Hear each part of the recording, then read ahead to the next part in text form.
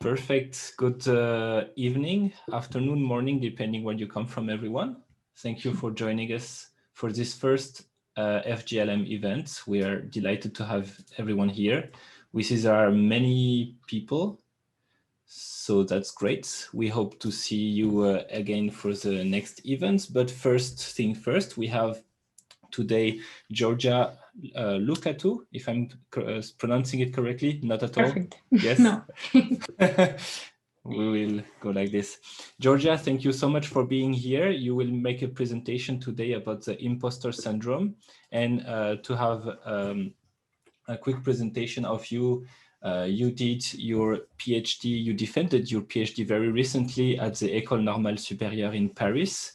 You were working with Alex Christia on cognitive science and psycholinguistics, and you are now beginning a postdoctoral fellowship in Stanford, still in linguistics, working on the early language acquisition, reverse engineering of this early language acquisition. And so you will tell us more about what everyone feels during a PhD and also during postdoc fellowships, which is imposter syndrome. So thank you again for being here, and it's all yours now. Thank you. Thank you for the introduction. And thank you for inviting me. I always like to talk about the imposter syndrome because I think that's something that more or less everyone feels at some point of their academic path, and the more we talk about it, the better it becomes. So yes, I am Georgia. As you said, I just finished my PhD, and I have started a postdoc at Stanford. It's been 4 months already, and as I will say in the presentation, I've been accompanied by the imposter syndrome, like during the whole the whole period of my student years. So I will share my screen. Okay, so just to start, I always like to talk to a few people who are in my presentation to see where they come from and why they're in this presentation. So I would really like 2 or 3 people to just say their names, what they study, and why they're interested in this, just to start a discussion. So if anyone wants to volunteer, that would be great. If not, if everyone has imposter syndrome so they don't speak, I will choose. So would someone like to introduce themselves in 2 sentences? I'm happy to start. Hello. Hi, nice to meet you. I am a professor here for plant microbe interactions, and really interested in what you're going to tell us and to discover if I have felt or not the imposter syndrome before. So looking forward to listening to you. Thank you. So Marie-Pierre? Hi. Hi. Yeah. So I'm a PhD student, second-year PhD student, and I work on behaviors in ants and the evolution of behaviors in ants. Okay, nice. And I definitely have imposter syndrome.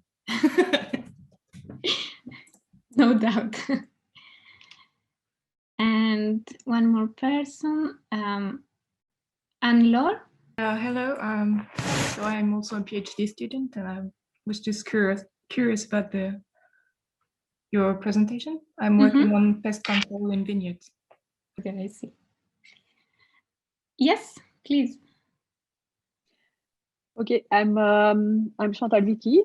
I'm a group leader here at the University of Fribourg, working with worms on chromatin function. And yeah, looking forward to your talk. What should I say about the imposter syndrome? I guess I feel concerned. Maybe a bit less now, but yeah, sure. Before, yes. Okay, nice. Okay, so nice to meet you, everyone. I think that now I can start. Okay, so who am I? I'm not a psychologist and I'm not a specialist on the imposter syndrome. I kind of discovered its existence when I started the PhD. And it was quite anecdotal the way I discovered it. It was one of my first meetings as a PhD student, and like everyone was talking about their things, and I felt a bit lost all the time. So at some point when it was my turn to speak, they asked me, like, what did you do last week? What's your plans for this week? And I was like, you know, I need to talk about something. I really feel that I don't belong here. And they all looked at me, like my fellow PhD colleagues, and they were like, you have the imposter syndrome, right? We too, welcome. And I was like, oh, okay, so that's a thing that happens to people, and it's not only me. So it was a nice realization. And this is when I started getting interested in the imposter syndrome. So as I said, now I'm a postdoc at Stanford, and I have up to now been accompanied by my imposter syndrome, and I'm trying to deal with it in one way or another. I would like to talk a little bit about the syndrome so that we're all on the same page. So this syndrome has a characteristic that it makes you feel not enough, that you're not enough for the place where you are. You feel that you arrived there by some kind of luck, or you were just there at the right time, at the right place, or you deceived others in one way or another, and it makes you convinced that you have committed some kind of fraud. For example, I've had this feeling when I was accepted. They accepted my project to start my PhD. I said that, okay, I did something. I had a deceiving presentation for the funding, and they thought that they will do something more than what I can do. So I deceived others to get funded for my PhD. So that happens a lot. These feelings are recurrent, and it also makes you feel that you're unable to internalize your achievements. So every time that you achieve something, it's maybe like something big or even something small, you can have a nice presentation, or you can have a funding or a publication. You always feel that it's not you that we should praise, but something external or someone else, or the situation. But you don't take the praise, you don't accept it. And it's also a persistent fear of evaluation.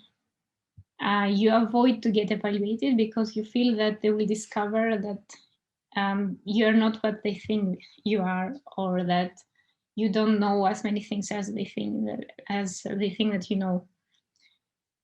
So you feel like you're wearing a mask all the time, and people will, at some moment, any second now, they will find out that you don't belong there, and you did something wrong.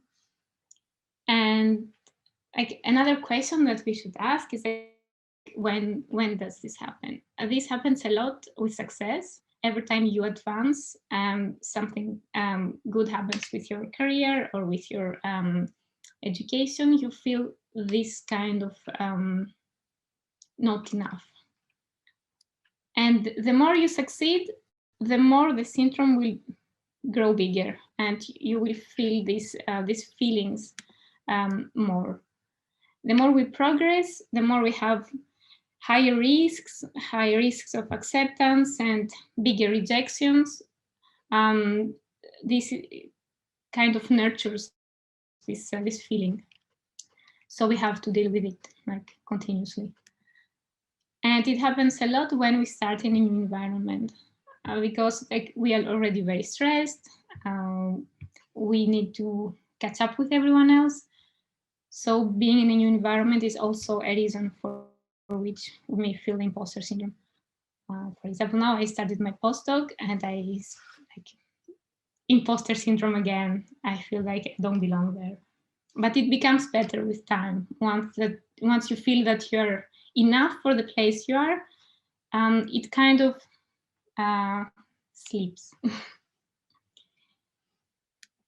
So yeah, there are a lot of people around the world who feel this, and it has nothing to do like whether you're successful or not successful. Even very successful people have this, and some of them have actually made it public. They said in public that they suffer from it, that they experience the symptoms. So it's interesting to see that everyone may have it, regardless of where they are or what their status is. And what I'm most interested in is to find ways to handle it and deal with it so that it does not affect our life and our decisions. And it has a lot of consequences, and they kind of differ from person to person. There is not just one thing that everyone would feel all the time. Like one consequence is that we work a lot in order to make up for what we feel is an inadequacy of some kind. So we work a lot, and sometimes we even work too much to fill in the gap of being there with other people. So working a lot sometimes means stress, and this stress, if it happens for a lot of time and in a large scale, it can result to burnout. And burnout is something that we do not want.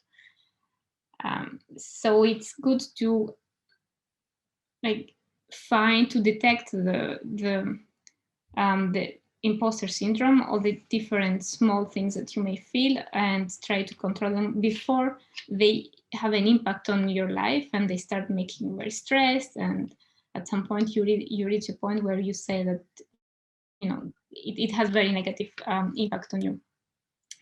Something that happens a lot to people is like the opposite of working a lot, is that they procrastinate. They try to not work on something that they feel that they're not good enough. So they just let it aside. That happened to me several times. For example, I wanted to apply for the funding, and I did not do it until the last moment because I always thought that in any case I'm not going to be accepted. So I make the effort and I let it I wrapped until the deadline. But this is not something that should happen, and I try to control it. Something else is that, as I said, we avoid to do something because we are not good enough. It kind of relates to procrastinating, but in this case, we don't do what we want to do because we think that there is no hope. And this is really negative because it limits our opportunities. If we don't apply to this funding, for example, at all, then someone else will apply and someone else will get the funding, and we're going to stay aside just because we thought that we are not good enough to do it. And that's definitely not a reason. So we should not let it control our decisions and our academic career. And a last thing is that at our daily life, it minimizes our ideas and our contribution. So for example, we are in a meeting and we think that we have an idea, we want to comment on something, and we think that we should not do it because probably it has already been said, or we did not pay attention, and it's so obvious that everyone else understood it, so why ask the question? And when we want to propose something, we always start with, I think, maybe, I'm not sure, and we don't support our ideas. So that's also something that happens a lot. A last thing that is important, and people do not talk about it a lot, is that when someone has the imposter syndrome, it may happen that they put too much importance on the opinions of others, and this may arrive to dependence and isolation. So for example, if you do not feel sure about yourself during your PhD, it may happen that you will depend too much on the opinions of someone else, for example, your advisor, and constantly trying to prove yourself to this person.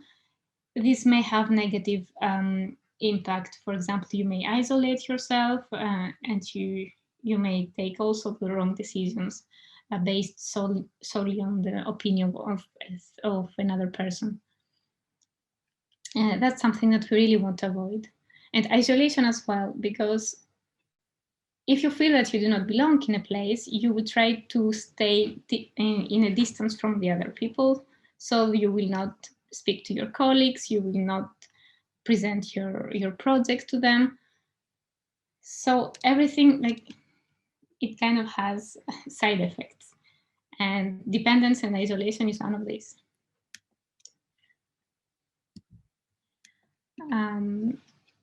A reason why I want to do this presentation in people who study or work in academia is because it's very frequent in academia, and there are many reasons for that. First of all, we need to master many domains, and usually we work on interdisciplinary projects, and we are entirely responsible for them. So we don't have some small tasks that we have to do on a daily basis, but we kind of have like big projects where we start from the beginning, from the idea, and we do the whole implementation and writing and everything, and we are responsible for it. So we have to coordinate people. Like, all these are different skills that we need to master in order to succeed, to have our publication, for example, or to finish our PhD. So having to master all these different things can be very stressful. And we also need to prove ourselves constantly. This is something very academic. There is no threshold. So there is no one will tell you that now you have done something good and you could stop and benefit from what you did, because any scholarship would be larger, any article could be cited more. So it's like a road that has no end. You can do and work more and more and more. And if we don't put our own thresholds, and if we don't say that, if I do this, I should be happy with myself, and really like feel the praise and praise myself and reward myself, then nobody else will do it for us. This is something that happens a lot. And of course, the pressure. Okay, so I'm very negative about academia in this slide. It's not that I don't like academia, I work in academia, but it's better if we think about these things now, so that we know how to deal with them, and so that we make academia a better place for people around us. So, for example, we feel a lot of pressure because of competitive evaluation. We get evaluated all the time by other people, and our success depends on someone else. Our success for the PhD will depend on someone who will accept our article for publication, or on our jury, or on our supervisor. We are all perfectionists. There's no doubt about that. And something that's very frequent in academia is also that we do not receive positive feedback a lot. So, for example, I had a colleague who did an internship in industry, and she started the first day. She went to work, and they asked her to do something. She did her task, and she showed her to her supervisor in the company, and they were so positive to that. They said that it was great. She did everything. It's fantastic. They did not wait. Like, they were not expecting for it to happen in the first day, and she did everything they asked. And she thought that there's something wrong with the company, but the thing is that we do the same thing in academia, but nobody tells us that we did great and fantastic, and we did our task, and yeah, So we should learn to give positive feedback to ourselves. Every time we have a good review from a reviewer, we should really praise ourselves, because it does not happen. And something else that we need to keep in mind is the issue with minorities and women. That can be very, very well a different presentation, because there are a lot of things that we can say on that. But I just want to leave here that in a study that was published in 2019, they saw that 95% of women in academia have experienced some symptom of imposter syndrome, which is quite alarming. And I think that the sample was more than 1,300 women.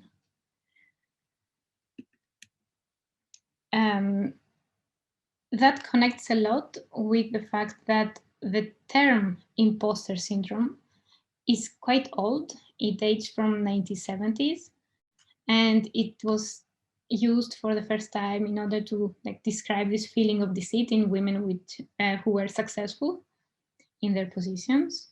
And imagine that in 1870, there were not many of them. And the syndrome is also something that we should consider, and it kind of makes feel as if there is an issue, there is an illness, but there is nothing like that. It's more like a social phenomenon, and it kind of victimizes the people who have it. So just keep all these things in mind, because the imposter syndrome is really related in the circumstances and the situation in which we work and we succeed, and it does not depend entirely on us. And it's very likely, for example, that if we have an ambitious and resilient women in academia, she would also be discouraged at some point or the other, even if she is the opposite of someone who has the imposter syndrome. And I just leave in the slide a documentary, Picture a Scientist. This documentary talks a lot about the presence of women in science and how it has been viewed by people. It talks a lot about Ivy League universities, and it's very US centric, but it's nice to talk about it. So every effort is welcome. So if you have access to it, I really recommend you to watch it. It's very interesting. It talks about a lot of things. And for example, it comments on a study where they shared resumes, fake resumes in universities, where the only thing they changed was the gender. So the name would change, would be either male or female. And they would ask the universities whether they would hire these people and with which salary. And the results were really astonishing, because when the person with the same CV, with the same resume was a woman, the chances of not hiring the woman were higher, and the salary was lower. So just keep all these things in mind.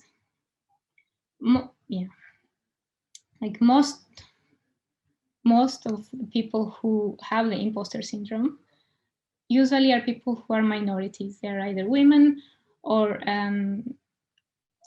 people who do not speak the language of the working language as their native language, or they do not come from the same socioeconomic status as well.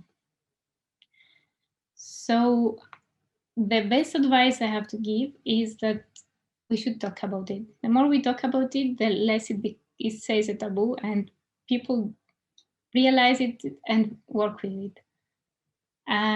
So I try to think of some previous events where I could identify myself, or people around me who had the imposter syndrome. And then I'm going to think of tips for coping with it. And I'm inviting you as well to do the same. I'm going to speak about some cases, but if you feel that it concerns you, or you have comments, or you think that you were there at some point in the past, I would really like to hear about this, because like just me speaking about myself is not, it's not something that is very productive. I think that people should come out and speak about themselves and their experiences as well. Okay, so the first is the experience of not belonging. So for example, I am in a meeting and I feel that I'm not worthy to be there. I have met with colleagues and I always feel that I should just leave. It's not my place. People are much more clever and they have more things to say and I cannot contribute to that. Or that we're not clever enough to do science. The second one is the fear of evaluation, as I said before. So I fear that others may discover how many things I don't know. I ignore how many things other people know, but I am always sure that I know less than other people. And I don't share my work so that they don't see at which point it's stupid. Or when writing a project, I think of all the negative comments to come. Like all these things, they may happen at some point of life, and we should spot it and say, okay, that's really not how I should do it. I should think about my projects as something that's going to succeed. Of course, negative comments are important to keep in mind, but we always should look at the positive side of things. And also amplifying the failure. Something that happens a lot is that we remember events where we didn't do our best more than events where we did our best. So for example, we remember a lot about a presentation where we were not that well prepared, but we tend to forget presentations where we did well. Or we may stop a project because we had a negative comment and feel guilty of something, which is not really because of us.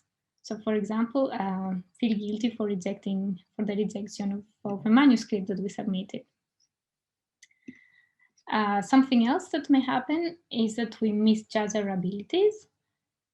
So for example, I personally succeed in tasks where I first thought that it's impossible to do. And even though people around me were sure that I could do well in this, so we don't really judge well how good we are at something. When applying to a prestigious university, we may think like, who do I think I am? Or when applying to a funding, we may think the same thing.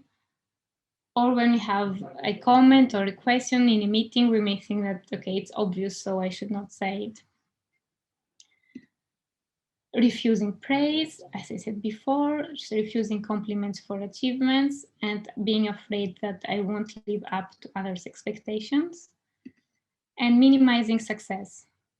So thinking that my success is due to an error, chance, or I was at the right place at the right time, and that it's not enough. I should have done more. What I did was not that important or not that difficult. That's really related to the issue of the threshold that I said, that we don't have limits. We can always work more, but we should learn to praise ourselves with even small success. Okay, how to get out? The first and the most important thing is to talk about it.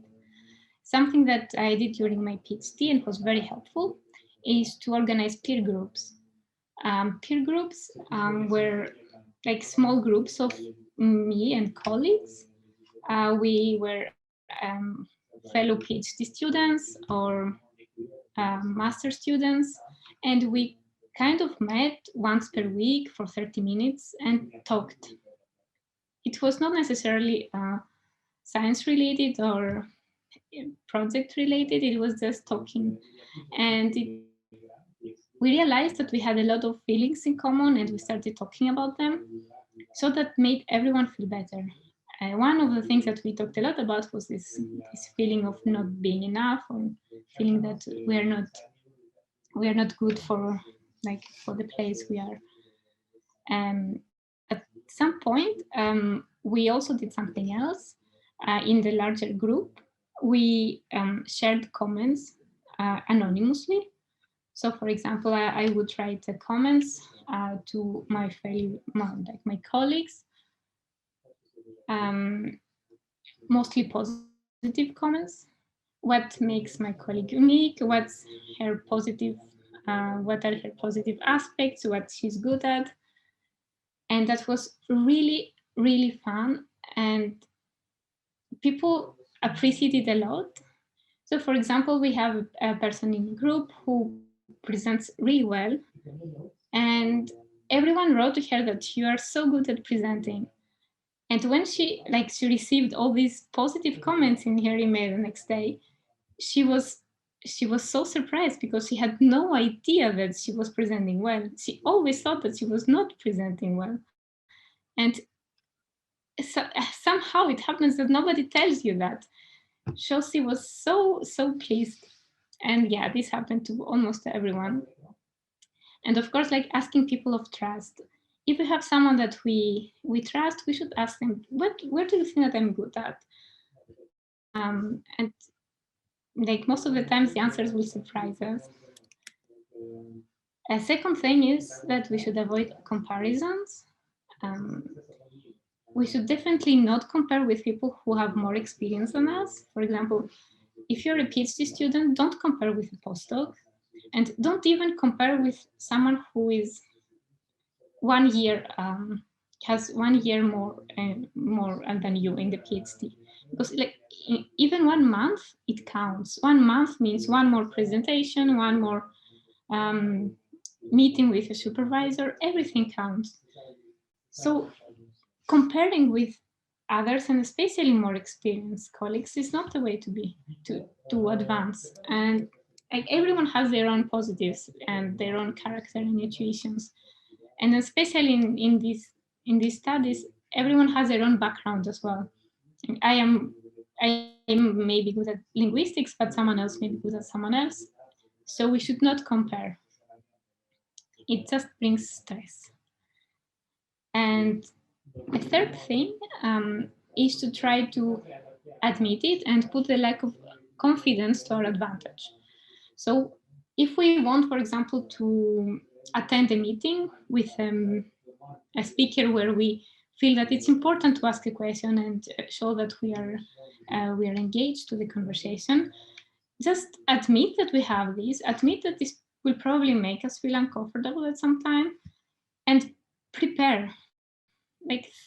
Read the abstracts in advance and think of a question. That has worked for me in the past a lot of times. Because, when you're in meetings, you may come up with a question, but you never know if it's good enough, so you don't ask it. But when I spend some time before and I think about it, I know that the question is valid, it's a good one, so I'm going to ask it. Plus, I spend time on it, so I really want to ask it. So yeah, just admit it and try to work with it. Surround yourself with smart people and be curious and ask questions to yourself. This is having this feeling of not being enough is not the reason to not engage with smart people and work on interesting projects. Something else that's very important and has also helped me a lot in the past was to manage time. These time management discussions, they can be very long and very detailed. I'm not necessarily a person who will stick to their schedule and work everything by schedule, but I think that it's important to fix goals that are short and you can manage them. So what I do is every Friday, I prepare my schedule for next week. I make a list of goals that I think that I can have done by the end of next week, and I kind of put them on my calendar. So each day, once I do something, I accomplish something, I will just erase it. And I feel that I've done something. I mean, even if I did not like accomplish a very large goal, or I did not finish my PhD in a day, even writing a paragraph or reading a paper, all these are things that we do, and writing down and then erasing, that makes everyone feel better, because they say, tick, it's done. So that helps a lot, and it helps both those who work a lot and those who procrastinate, because it kind of keeps us on track. There are a lot of information. There's a lot of information on that. You can look up the SMART goals, and they give a lot of instructions on how to fix goals that will help you. That they're not big enough, like finish my PhD, but they're not they are not relevant as well.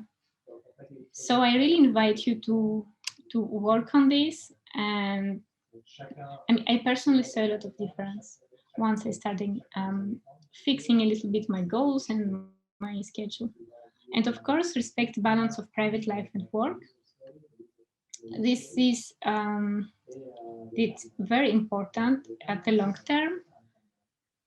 It's okay if we work a weekend, or we have a submission and a deadline and we need to finish, so we work at night once. But when this happens at long term, this can have very negative consequences. One of them is a burnout, for example. So it's important to keep this in mind and try to avoid it. And now that we do not have a lot of very serious responsibilities, now we have our PhD and we're trying to work on that. Just try to respect this balance. This will help us later on when the responsibilities will be probably a lot more heavier. So yeah, at some point I worked a lot. I worked at night, I worked the weekends, and I had a burnout, and then I changed the way I view things. Of course, indicate as many positives as negatives when we're self-critical. Well, we think that we did something that was not good enough. Surely there is something positive inside, it's just that we don't see it. And we should try to learn to look at the positive. Something that helped me as well was to accept positive comments, and maybe sometimes write them down. And always keep in mind that when someone gives you a positive comment, they're not just kind. If they tell you that you have a nice manuscript, it's not that they're kind, especially in academia where people can be unforgiving. So just accept it. And something else that also worked, that works a lot for many people, is to report on one's progress. So for example, even if we don't have a lot of things on our CV yet, on our resume, we can write down and we can update it every time we have a success or something new that happens. If we start a PhD, or if we do a presentation, we can write it in our CV and read it when we are insecure. When we feel that we don't belong, just open the CV, read it, and say, okay, I have done all these things up to now. So it's not that I arrived here by chance. I arrived here because I accomplished stuff. So it's good to have it aside when these kind of questions come to mind. And just to wrap up, a few take-home messages. The imposter syndrome is not that bad, and I'm not the only one who has it. People around me have it a lot. It's just that we don't talk about it. We should realize that there are some impose standards of success, especially in academia, which are exhausting, and we should find our own ways to break free.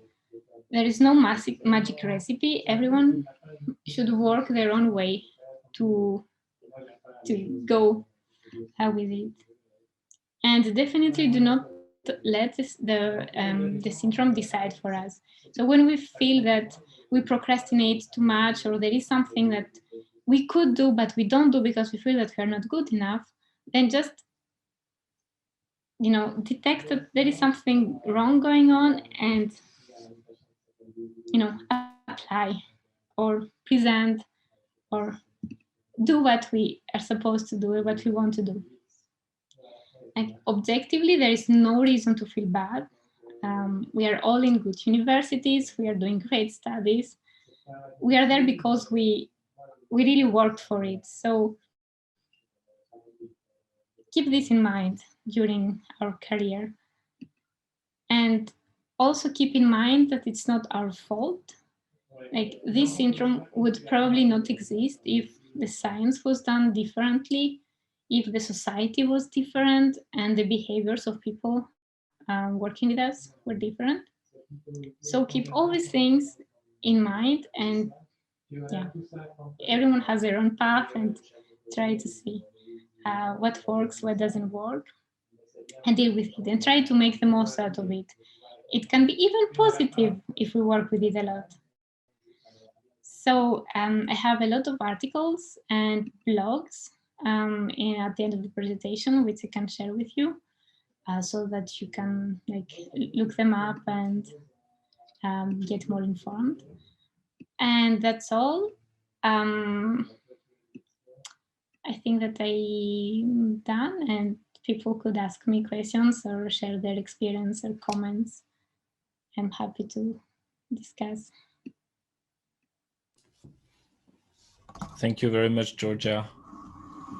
If any of you have questions, you can either unmute yourself and ask the question with your voice, or if you have microphone issues, you can also write them down in the chat. Yeah, so as I said, it's important to talk about it. Even talking about it makes it less serious, or even if we have experiences, you felt something in the past, saying it will make us realize that a lot of other people have the same thing, or they felt the same thing. I have a question. Yeah. Like, okay, so there are some risks associated with the imposter syndrome, like burnout and being super stressed and all, but there are also good sides of it, right? Like, it could be an engine for having you going further and doing your best. So do you have any tips on how to exploit this positive side and let aside the negative ones? Yeah. So yes, as I said, if we deal with it and if we admit it, it can be positive. For example, I tend to get prepared for the presentations. I tend to prepare myself to ask questions in advance, or I work very methodically, right? Like, I have my strategy of working so that I don't overwork or I don't procrastinate. And yeah, this has positive results. Even the fact that you can manage your work time, and you can, especially in academia where we don't have a strict time, like from 9 to 6, this is very positive, because you learn when to stop, when to start, and how much to work.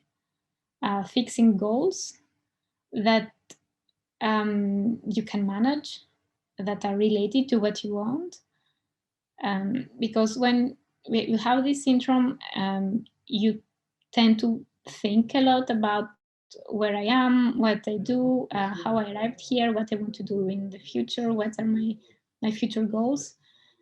And all this self-thinking is positive,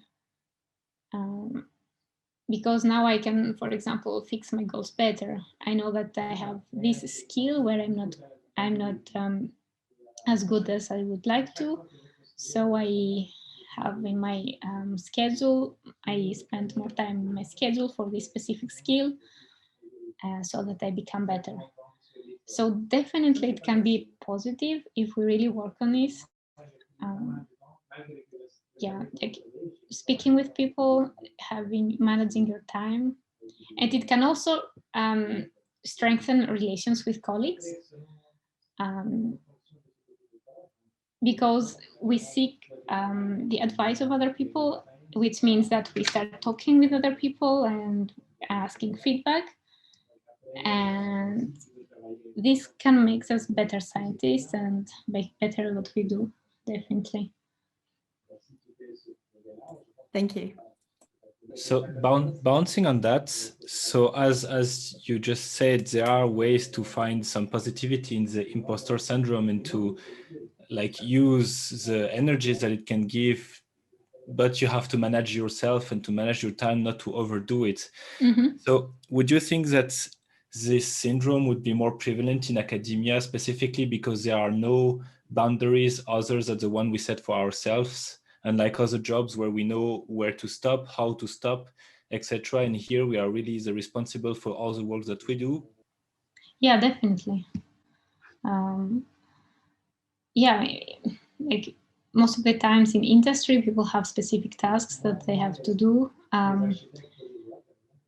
But in academia, there are no limits on what we can do, really. I mean, we can publish articles like for our life.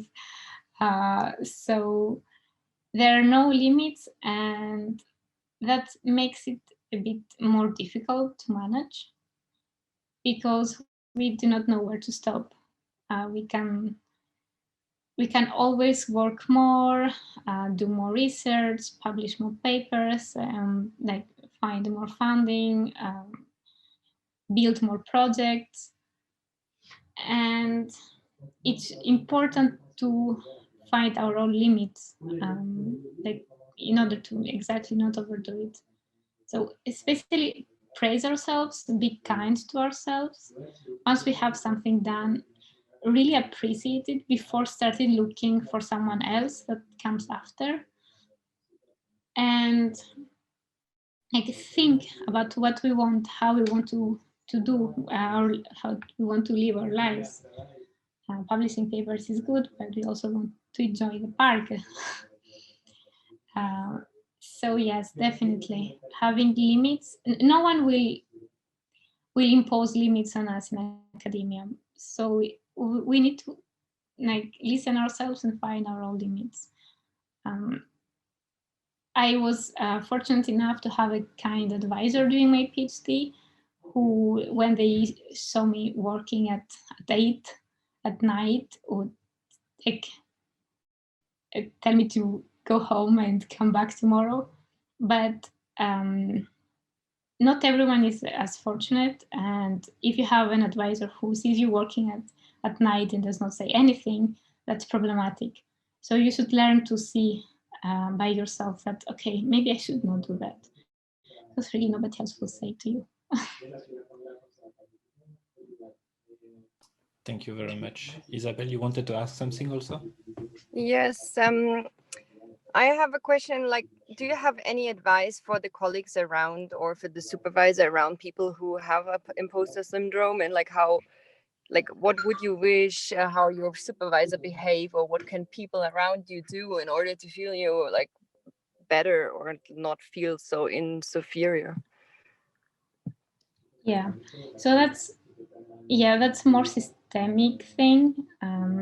We can definitely talk to our supervisor and to our colleagues and people we are close to, but we can manage things in our own group, especially by talking and discussing what things makes us stressful and what does not, where we want to work more, which are skills that we want to build, and like exchanging with others the way I said before, with the like sharing feedback, especially positive feedback with each other. But we cannot change the world, so this is also something that should come from people's way of viewing things. It's a kind of relevant to the documentary Picture a Scientist that I shared. Like, we should learn bit by bit to see scientists as people who are women and minorities and do not work all the time. They have their private life and they're happy people, they're not stressed.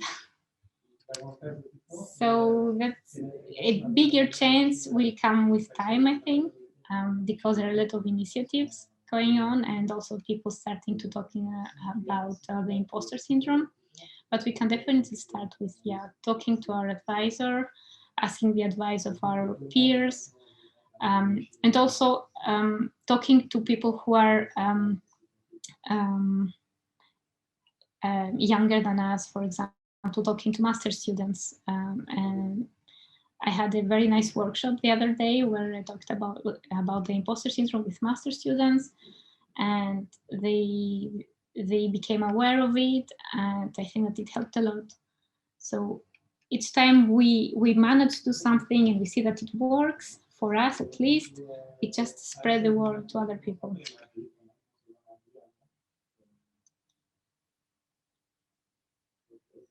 Yes.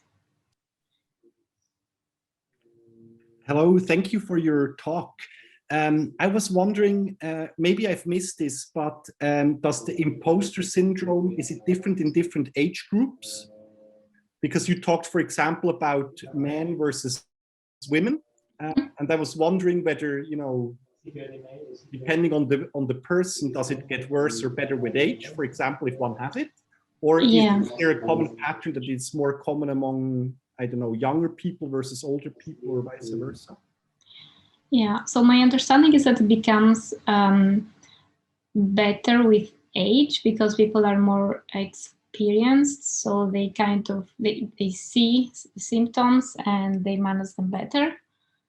But it's also a bit related to success. So like, when you're still in the process of advancing, like before you have a position where you can just work on this and you're still in the process of moving and depending on other people, I think that it can like correlate to that. But yeah, in older ages, I think that it becomes better, especially because like people learn to live with it, so they manage it better. Yeah. And then I was wondering about, you know, maybe as a second question, almost the opposite of the imposter syndrome, because I suppose also in academia, but in every walk of life, sometimes we might encounter people who maybe internally think they're much more capable than, you know, they might in reality be. So kind of like the other extreme. Yeah, I know that you can find these people. Yeah, so, you know, this kind of people is very problematic for those who have imposter syndrome because we do not know how to deal with them and they do not understand what is it that we're experiencing and they kind of make it worse. But yes, that's very current in academia. Like having people who feel that they're better than other ones, usually,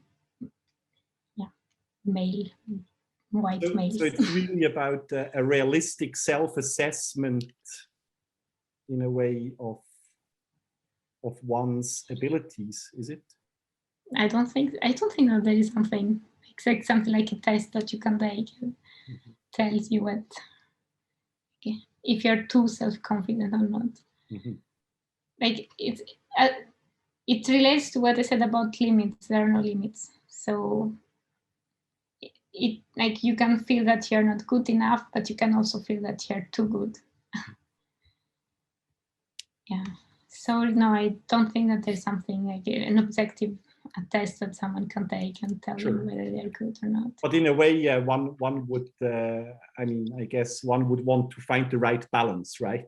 Between not being completely underconfident, but also not being completely overconfident, kind of like realistic.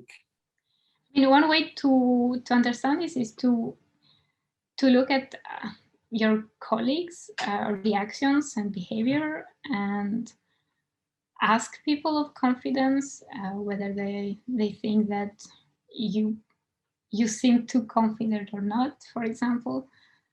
I guess it would be the same as advices for the imposter syndrome, like talk about it and also read other people's behavior. I think if someone is very self-confident, too much self-confident, this will have an impact on other people, and he will start to see it at some point. If his PhD students are always stressed and they don't have time at all, or something like that, at some point I guess that you start to understand that there's something going on. So yeah, yes, learn to look at other people's reactions and talk with them. Thank you. You're welcome. We have some time for one or two more questions, if anyone has some. Maybe I have a comment to follow up on Thomas's intervention. In my experience, it's also often like this, that people who seem or who show off, like we all experience people who show off and show really overly great confidence, actually are not confident. So it's not so easy to see when somebody is always boasting, and it's usually a sign that people are not confident and they need to kind of impose their way on other people to feel better, but it's not a sign that they are more confident. So I think there are many different aspects of lacking self-confidence, and clearly the imposter syndrome is now well documented and well described, but you can also have probably the same issue with finding what is really your own value and just express it in a very different way. I really liked your advice to try and not compare yourself to other people, because I guess much of the problems come from that, and we are also in a system where we are constantly compared to other people. Yeah, it's true at master level, it's true at professor level. There is no really difference, and I think it's true for a lot of other domains, and not only academia. This is more a societal thing, and my impression is that when you try to really, like you said, be happy with your little achievements and your own progress that you can document, this is much more helping than always trying to compare yourself with other people who are different, who have different set of skills, and mostly it doesn't matter where we are now. It matters if we are now going up, if we are improving on our line, and that's for me what really counts and what helps you develop self-confidence. When you see that you can do something now, maybe you can do a seminar with much lesser heartbeat than just 1 year ago, or you can ask a question, whereas 2 years ago you would be much too shy to ask a question. So all of this is for me very much helping to develop some sound and sane and reasonable self-confidence with the time.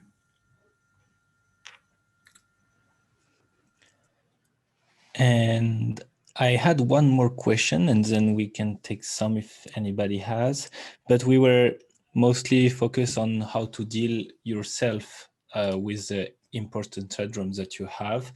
Now, do you have some advices or way to react when you see that someone has imposter syndrome, and like how should we behave towards them to make them feel a bit better with this? Yeah. Like how would you have liked, or how have you been treated when the people around you spotted this syndrome on you? Yeah, so right now I'm working with a person who has imposter syndrome as well. She's a master student. So what I do from my side is to really tell her once she does something, she accomplishes a task, or she has done a good job, to let her know and try to discuss with her with the things that she can improve. But really make a point on when she did something well, because this happens a lot, exactly because she works a lot, so you know, all the time she has great results. So I really try to let her know about this. And I've also discussed with her about like the existence of these kind of feelings and how we can work with them. And she tries to find her own way of dealing with this. So yes, discuss and be kind and stress all the positive things that the other person has. Yeah, and, like communicate. Thank you very much. One last question, maybe? No? Then thank you so much, Georgia, for your talk and for the discussion. Thank you for inviting me. For everyone else who is still present and from the FGLM, so this was the first event of our seminar series. They should be held every last Tuesday each month. So the next one should be on the 25th of May. You will have more details in your mailbox as soon as we can provide them. Thank you everyone for joining. Thank you, Georgia, again for your presentation. And we hope that you will all have a very pleasant evening. Bye-bye. Thank you very much. Thank you. Bye. Thank you. Bye-bye.